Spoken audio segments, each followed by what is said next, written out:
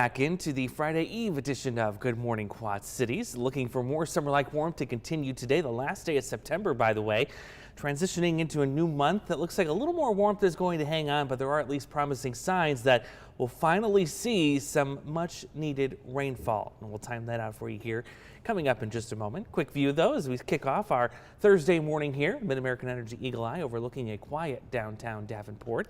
Clear skies overhead this morning, a little bit warmer, mainly because we're pulling winds out of a more southerly direction today as opposed to straight east. So temperatures in the 60s this morning, but still very comfortable before we heat things up for this afternoon. Looking at the weather map, a nice batch of some rain moving across much of western Iowa, where they're in a drought situation, by the way, so that's good news. Sure would be nice, though, if we could drag this right over top of us because we are in desperate need of some moisture.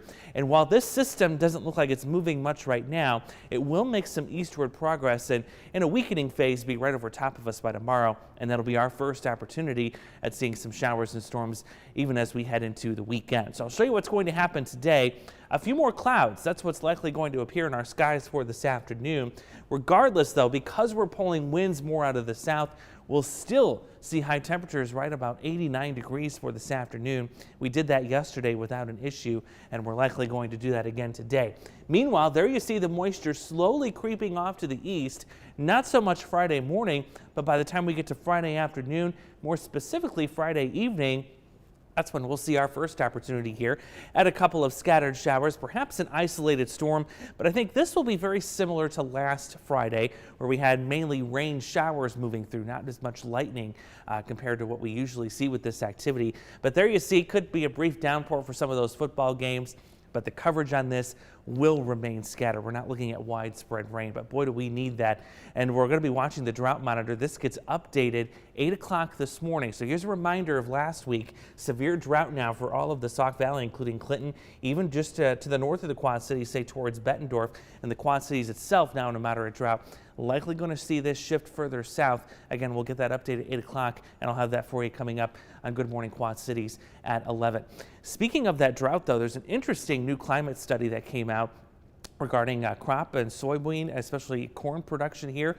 If carbon emissions don't change, say in the next several years, this study shows us what could potentially happen to those yields by the year 2050 to 2100. Notice a slight decline here in Illinois and Iowa. Not too dramatic on the soybean side, but if you throw the corn side on this, notice it's a much more dramatic drop in the number of bushels harvested per acre. Quite significant, actually, for the state of Missouri and also for Kansas, too. So something kind of to keep in the back of your mind. It's not just about the air quality per se, but also climate change can certainly have a big impact on farmers' crops as well. We're looking at temperatures well into the 80s today. Again tomorrow back into the upper 80s, but you see isolated to scattered storm chances into the weekend. Now Saturday and Sunday storms, those will be primarily focused into the afternoon and evening. I think much of the morning hours will be dry, but still looking at a really decent chance at seeing 70s stick around for much of next week.